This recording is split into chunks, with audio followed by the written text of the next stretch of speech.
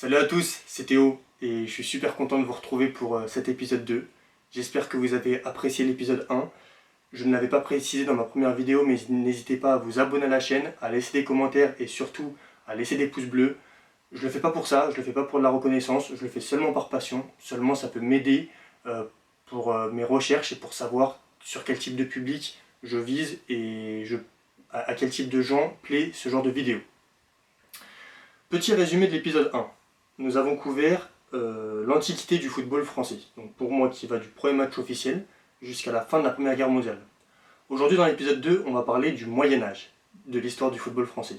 On va couvrir une période de temps plus longue qui va donc de la fin de la Première Guerre mondiale jusqu'à la fin de la Seconde Guerre mondiale. J'espère que cette deuxième vidéo va vous plaire, beaucoup d'anecdotes, beaucoup d'histoires, et c'est parti!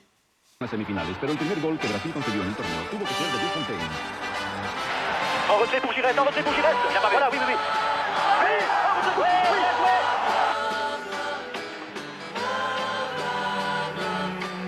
C'est peut-être pour représenter qui frappe.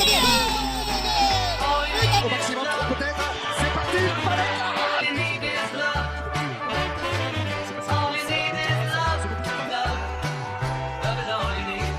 Hop hop, vous avez cru qu'on allait oublier la minute maillot? Bien sûr que non, on va suivre les règles à la lettre.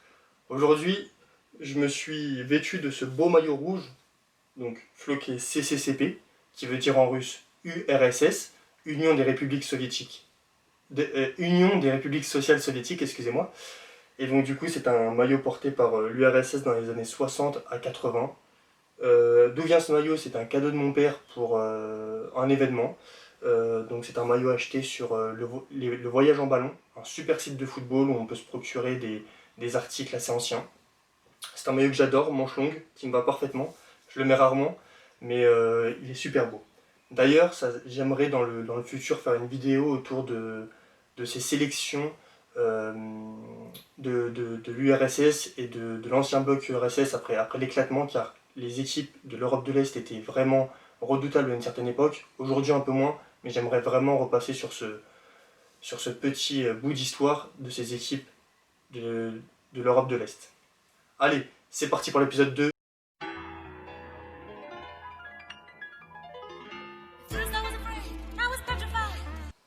Nous avions terminé l'épisode précédent en 1918, donc la fin de la Première Guerre mondiale. Nous sommes à présent en 1919. 1919 est une date très importante pour le football français et donc l'équipe de France. En 1919, toutes les ligues régionales, on avait vu avant la LFA, la Ligue de football association, mais il y avait d'autres ligues ailleurs en France, toutes les ligues vont fusionner et créer pour la première fois la FFFA, la Fédération Française de Football Association. C'est une date clé, car de là va découler deux mesures. Ces deux mesures sont le passage de l'amateurisme au professionnalisme. C'est un peu compliqué à expliquer de manière synthétique, mais auparavant, l'équipe de France octroyait des primes aux joueurs qui étaient négociées chacune différemment, selon la popularité ou la nécessité du joueur. D'ailleurs, pour cela, certains joueurs avaient déjà refusé l'équipe de France, car ils estimaient que la prime n'était pas conséquente à leur goût. De ce fait, la fédération va tout simplement réglementer ce système de primes en fonction d'une victoire dans un match amical, d'une victoire dans une compétition européenne, d'une victoire dans une compétition mondiale, mais les primes seront les mêmes pour tous les joueurs et il n'y aura plus de négociation. Deuxième mesure importante, la fédération va instaurer un calendrier annuel et des dates réservées pour l'équipe de France de football, pour des matchs de l'équipe de France de football. C'est-à-dire que ces dates ne seront pas en collision avec les dates du championnat de France, et donc les joueurs pourront participer à l'équipe de France. C'est important, c'est encore dans cette manœuvre de passer de l'amateurisme au professionnalisme. En 1920, la France va disputer les Jeux Olympiques de Belgique. Le tournoi olympique est particulier car il se joue en élimination directe. Il commence en huitième de finale, sauf que la France n'a pas d'adversaire, donc est directement qualifiée pour les quarts de finale. En quart de finale, l'équipe de France va éliminer l'Italie 3-1 et se hisser en demi-finale. En demi-finale, elle va perdre contre les Tchèques 4-1. Donc c'est tout de même une demi-finale olympique, mais à relativiser car la France n'a gagné qu'un seul match et a perdu l'autre. Après ces Jeux Olympiques et cette performance plus ou moins bonne selon les points de vue, la France va créer un réel exploit en 1921. La France s'offre dans un match amical de battre l'équipe d'Angleterre, L'Angleterre, qui on l'a vu dans la vidéo précédente, est une nation forte d'Europe. C'est un exploit. Les rugbyman n'avaient jamais battu cette équipe d'Angleterre. Donc pour un sport moins populaire comme le football, battre cette équipe d'Angleterre était un réel exploit. C'est d'ailleurs une date assez mémorable car c'est le centenaire de la mort de Napoléon. L'exploit sera accueilli de manière retentissante dans les médias le lendemain qui parleront d'un exploit pour le foot français et pour le sport français. Rien que ça pour un match amical. Petit bémol, lors de ce match amical, l'équipe de France a battu l'équipe amateur d'Angleterre. Donc cet exploit est encore une fois relativisé. Ceci dit, 2 ans plus tard, la France va en Angleterre, donc on est en 1923. L'équipe d'Angleterre, cette fois-ci, oppose à l'équipe de France son équipe professionnelle. Donc il faut bien comprendre que cette défaite de 1921 a marqué en Angleterre et on a commencé à respecter cette équipe de France car en 1923 l'équipe d'Angleterre lui a présenté son équipe professionnelle. Donc évidemment ça se solde par une défaite, il me semble 5-2 de l'équipe de France face à cette équipe professionnelle d'Angleterre, mais c'est un premier bond en avant dans l'évolution de notre équipe de France. 1924. 1924 c'est une date clé et c'est une date que j'apprécie vraiment car ce sont la deuxième fois que les Jeux Olympiques se déroulent en France. Et c'est la première fois que des équipes hors européennes vont participer au tournoi de football. Donc c'est la première fois qu'on va voir des équipes comme l'Uruguay, qui est une nation forte à l'époque du football, et l'Argentine. Pour le format des Jeux Olympiques, je vous l'ai expliqué, c'est des matchs à élimination directe. Donc dans le premier match, la France va battre la Lettonie 7-0. Dans le deuxième match, donc du coup au quart de finale, la France va affronter l'Uruguay. Sauf que l'Uruguay, je vous l'ai expliqué précédemment, c'est la première fois qu'elle se déplace en Europe, donc c'est quelque chose d'assez excitant pour les supporters, mais c'est l'une des meilleures équipes de football. L'équipe d'Uruguay va battre l'équipe de France 5-1, il n'y aura pas match. Tous les observateurs diront que cette équipe d'Uruguay était injouable. D'ailleurs, elle va gagner ce tournoi olympique de 1924 en France. Durant la période entre les Jeux Olympiques de 1924 et la première Coupe du Monde de football en 1930, peu de choses à se mettre sous la dent. 2 petites informations qui sont intéressantes à savoir. En 1927, la France va se prendre une réelle correction en Hongrie. Elle va perdre sur le score de 13-1. Des scores qu'on ne voyait plus trop depuis le début de cette équipe de France. Et c'est un réel cataclysme pour les journaux et pour les suiveurs de cette équipe de France. En 1928, c'est les JO. Les JO qui se déroulent à Amsterdam et l'équipe de France va perdre son premier match contre l'Italie. Sur le score de 4-3. Petite polémique après match, le 3e but des Italiens qui les remet dans le match n'aurait pas dû être accepté sur un hors-jeu flagrant.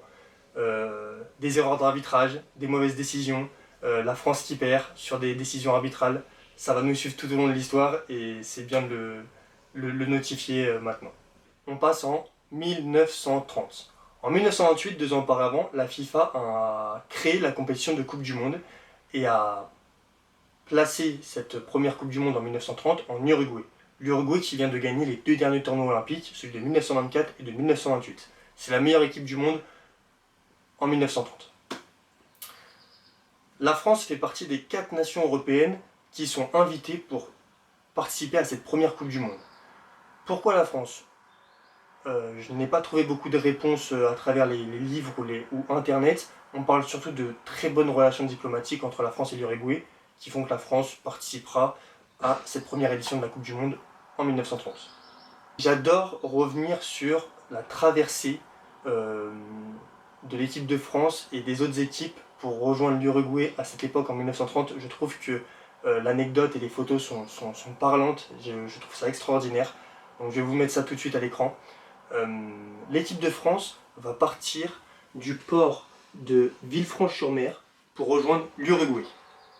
Sur le chemin, elle récupère l'équipe belge au port de Barcelone et l'équipe brésilienne à Rio de Janeiro. Il faut voir l'ambiance un petit peu qu'il y a sur le bateau. Il faut s'imaginer qu'à l'époque, on ne prenait pas un avion aussi facilement qu'aujourd'hui. Donc c'est une aventure hors du commun pour des ouvriers ou des étudiants qui jouent pour l'équipe de France d'aller en Uruguay. Il faut bien comprendre que la France va partir le 15 juin et arriver le 5 juillet. Il y a 3 semaines de traversée. D'ailleurs, on peut voir un petit peu dans les images que je vous montre les différentes équipes et surtout les différents travaux physiques et d'endurance qui sont faits sur le bateau car évidemment, durant la traversée de 3 semaines, il faut s'entretenir car on va disputer quand même une Coupe du Monde et la première Coupe du Monde de l'histoire. La France hérite d'un groupe très difficile.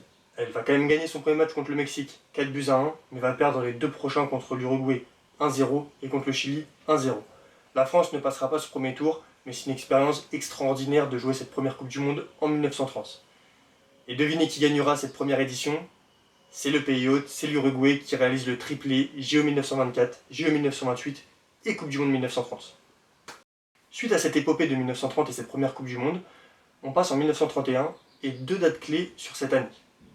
La première est le premier match amical entre l'équipe d'Allemagne et l'équipe de France de football. Ces deux nations ne s'étaient jamais rencontrées, vous imaginez un petit peu le passé qu'il y a entre ces deux nations, ce passé de guerre, ce passé de tension. Et donc du coup c'est la première fois qu'il y a un match amical entre ces deux nations à Colombes en France. La France gagnera 1-0, mais c'est plus le score n'est pas important face à l'événement symbolique que représente cette rencontre. Deuxième petite date importante de cette année 1931, la France va battre l'Angleterre 5-2, et cette fois-ci c'est l'équipe professionnelle. Donc une date à marquer dans vos agendas. En 1934, la France va disputer sa deuxième Coupe du Monde et également la deuxième Coupe du Monde officielle de la FIFA. Ça se passe en Italie et pour ce format, comme les Jeux Olympiques, on va jouer en élimination directe. La France va perdre d'entrée contre l'Autriche 3-2. Mais le plus important avec cette défaite, c'est que la France se construit une image de perdante magnifique. En effet, la France, après avoir mené au score, va perdre, mais surtout, ce match est sujet de beaucoup de polémiques, comme des blessures, des hors-jeux, des fautes non sifflées. La France va perdre, la France va se faire éliminer, mais dans le cœur des suiveurs et des journalistes, la France devient une perdante magnifique. Belle image quand on verra ce qui se passera par la suite dans l'histoire de l'équipe de France. On réalise encore un bond dans le temps de 4 ans. Il faut savoir qu'entre chaque Coupe du Monde, il y a très peu d'informations sur les matchs amicaux. Il faut bien comprendre également qu'à cette époque, on ne joue pas autant de matchs qu'aujourd'hui. On ne retrouve pas l'équipe de France 10 fois dans l'année. L'équipe de France doit disputer peut-être 1 ou 2 matchs amicaux par an et tous les 4 ans des compétitions officielles. Donc c'est assez difficile de retrouver des archives ou des moments clés entre chaque Coupe du Monde. On passe à la Coupe du Monde de 1938. Elle se déroule en France. Cette Coupe du Monde se joue également comme en Italie sur des éliminations directes. La France va gagner son premier match contre la Belgique 3-1 et accéder en quart de finale. En quart de finale, elle va affronter l'Italie. L'Italie qui a gagné chez elle la Coupe du Monde 1934.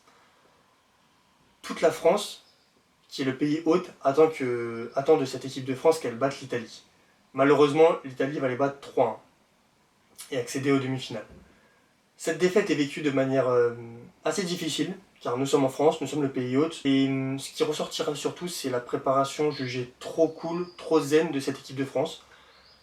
Voilà, pas une bonne compétition. À la fin de 1938, on peut noter une petite éclaircie dans le ciel de l'histoire de l'équipe de France. Un nouveau joueur va intégrer les Bleus. Il s'appelle Larbi Ben Marek, un franco-marocain. Et selon les dires de l'époque, c'était un véritable artiste, des dribbles déroutants, une certaine aisance avec le ballon, un charisme sur le terrain. Et on peut considérer Larbi Ben Marek comme l'une des premières stars de l'équipe de France. Son premier match se joue en Italie dans un amical où on perd 1-0 il me semble. Par contre, son second match se jouera en Autriche et il éclairera la rencontre de ses gestes et de ses passes dans une victoire assez large 4-0 de l'équipe de France. Larbi Ben Marek est jugé comme un véritable, je le répète, artiste selon tous les journaux et les suiveurs de l'époque. Le roi Pelé déclarera même « Si je suis considéré comme le roi du football, alors Larbi Ben Marek est un dieu. » Rien que ça. De France emmenée par Larbi Ben Marek va vite être coupée car en 1940 débute la Seconde Guerre mondiale. Deux ou trois petites anecdotes autour de cette Seconde Guerre mondiale en termes de football évidemment. L'équipe de France va disputer 3 matchs amicaux. Les championnats vont continuer. Ces championnats sont continués de manière très particulière car ils sont découpés en différentes zones à travers la France. Et en 1942, comme vous le savez, donc la France est envahie et donc c'est le régime de Vichy qui dirige une partie de la France. Et ce régime de Vichy va amener 2 choses en termes de football. Tout d'abord, l'abolition du football professionnel Et surtout, une petite anecdote marrante, le régime de Vichy décide que les matchs de football doivent passer de 90 à 80 minutes. Des réformes assez spéciales, mais que voulez-vous? Voilà, nous avons fini pour l'épisode 2 de notre série consacrée à l'histoire de l'équipe de France. Cet épisode s'appelait le Moyen-Âge. J'espère que, après l'épisode 1 qui présentait les débuts de l'équipe de France, vous avez pu voir un petit peu l'évolution du football français à travers les JO, les premières Coupes du Monde et la fin de cette période du Moyen-Âge qui est cette Seconde Guerre mondiale. J'ai hâte de vous retrouver pour l'épisode 3. Une nouvelle période, une nouvelle équipe, des nouvelles anecdotes et j'espère que vous appréciez vraiment cette petite série. N'hésitez pas à mettre tout ce que vous pensez dans les commentaires et j'essaierai de répondre à un maximum de questions ou de suggestions de votre part. Je vous retrouve très vite pour l'épisode 3. A bientôt!